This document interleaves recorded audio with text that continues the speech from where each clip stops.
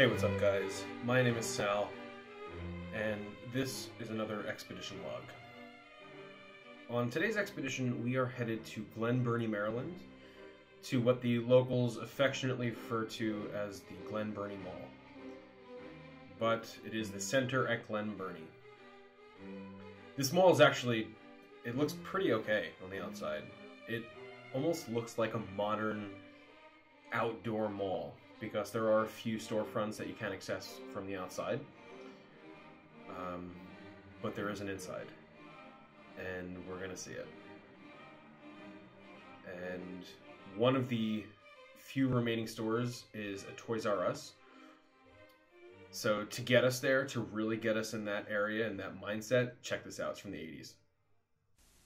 I don't want to grow up, I'm a Toys R Us kid. They got a million toys at Toys R Us that I can play with. I don't want to grow up, I'm a Toys R Us kid. They got the best for so much less, you really flip your lid. From bikes to trains to video games, it's the biggest toy store there is. Gee whiz! I don't want to grow up, cause baby if I did, I couldn't be a Toys R Us kid. More games, more toys, oh boy! I want to be a Toys R Us kid.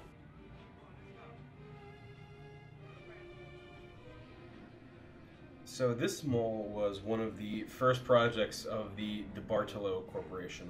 It was opened in late 1963, and it's desolate. There's nothing inside. There's actually some construction happening up and to the right there, but with recent news, I don't think that's going to happen.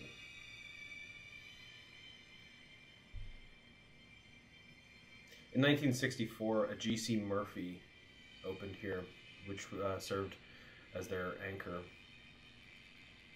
And then a second anchor opened up. It was the Tops Discount City. And that building was dedicated on March 17th in 1969. It didn't last very long, though. It shuttered in 1974. And that made way for the Toys R Us, because the Toys R Us took over that space of the Tops Discount City. Tops and Toys R Us, they were both operated under the same holding company, which that was the Interstate Department Stores, ran both of those. And in 1978, Interstate Department Stores, they filed for bankruptcy. And they had one remaining successful division, which was Toys R Us. And they were in bankruptcy, and Charles Lazarus, he was the founder of Toys R Us, he took over. He took over Interstate. And pretty much as soon as he took over, he renamed the whole company to the Toys R Us Corporation.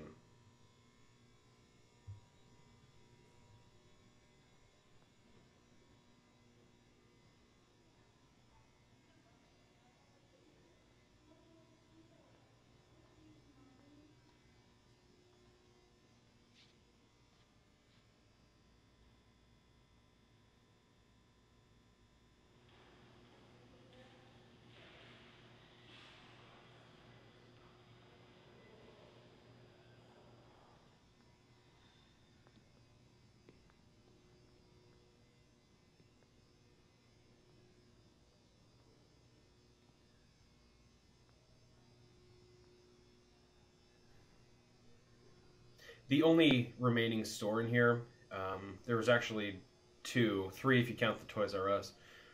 There was a GNC, which is, go figure, they're usually the last to leave. There was a Famous Footwear and the Toys R Us. But God, that carpet. Ugh. Oh my God, carpet, man. Carpet in malls just does not work. Yeah, it has more traction. And yeah, it provides a nice outline for those beautiful, giant, out-of-control trees, but ugh, carpet in malls.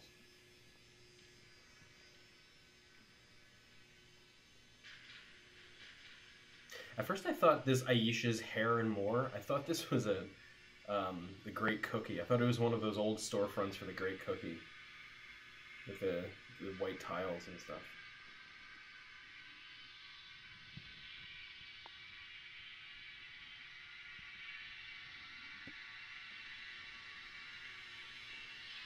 That guy right there, he that was a homeless gentleman who was kind of just walking around the mall, just staying out of the heat, because I did film this this past summer in 2017, and he was actually looking for the mall security because he had hurt himself, and he came up to me and he was asking if I had any band-aids on me or anything. So I did go find the mall management office. It was closed. But eventually we did find somebody that could help. I went to the Toys R Us and I found somebody there.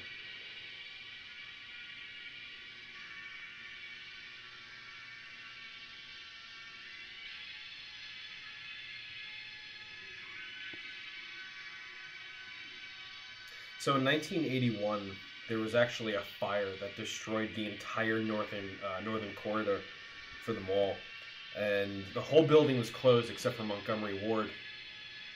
And they started a renovation project that ultimately cost them $3 million, and it took them about a year to complete it. And during that renovation, the Toys R Us that you'll see on the left here, it was downsized to half of what it was, and the western half of that turned into a Baltimore-based Epstein's department store. The Epstein's didn't last very long. They shuttered in 1991, and it sat vacant and abandoned for a few years. And in 1994, the Best Buy moved in.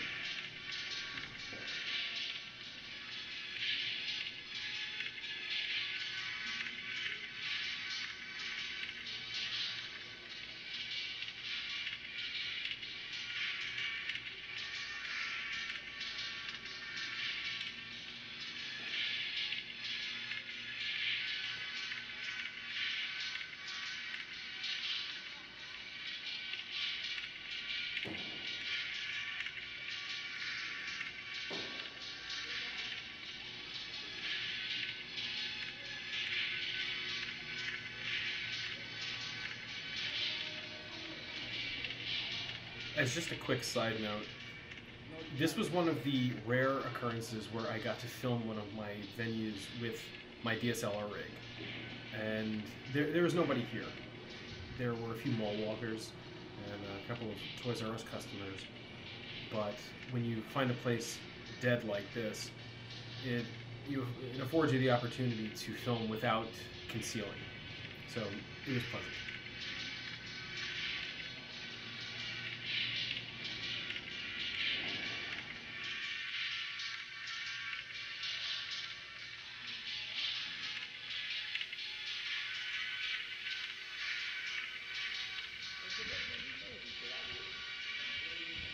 Well, it doesn't look too interesting.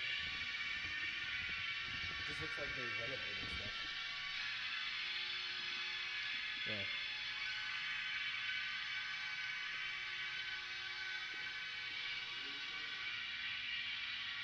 That's weird, good.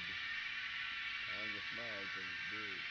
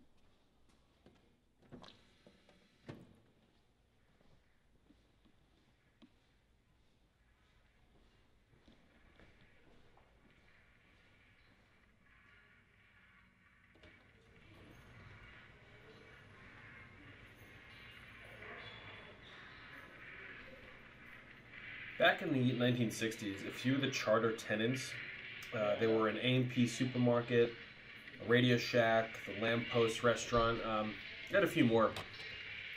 Most of them didn't make it past, I think, 1985, mid-90s, or mid-80s. The G.C. Murphys, they made it to the mid-90s. And when they shuttered, it was demolished, and they turned it into a Dick's Sporting Goods, which had their the grand opening in October of 1995. Then in March of 2001, the Montgomery Wards, they boarded up its doors.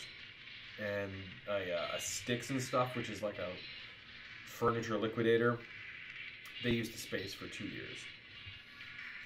A year later, Petrie Ross, they acquired the mall in August of 2002. A year after that, there was a huge redevelopment planned and demolition. When this was started, a Target was built where the A&P supermarket once stood. Target had its grand opening in October of 2004. The old Montgomery Ward was razed, and in the wake of its demolition, 13 storefronts were created, and some of them were outside. They were outdoor facing. And along with this, there was a complete redesign of the mall, and it turned into what we're seeing now. And it turned from the Glen Burnie Mall into the center at Glen Burnie, which was officially dedicated in the summer of 2005.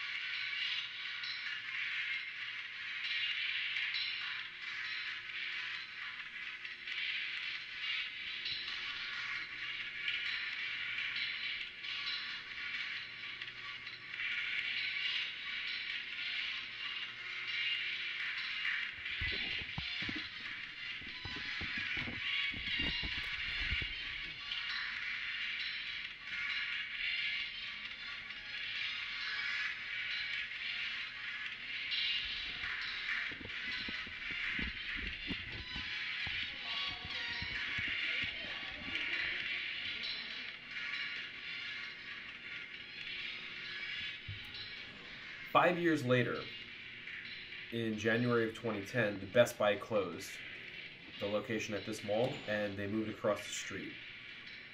This vacancy, it gave way to two new stores, which shared the space. It was an H.H. Gregg and an Office Depot. A couple years later, in 2013, Dick's Sporting Goods, they closed, and that space remained abandoned and vacant, and they were never released. In 2015, Petrie Ross turned into Petrie Richardson Ventures in January 2015, and they then relinquished ownership of the center at Glen Burnie. In March of 2016, a Connecticut-based Starwood Property Trust, they acquired the mall and have just announced a demolling renovation, which would demolish the entire inside of this mall to make way for a new outdoor mall and a movie theater. And this is scheduled for completion sometime in 2018.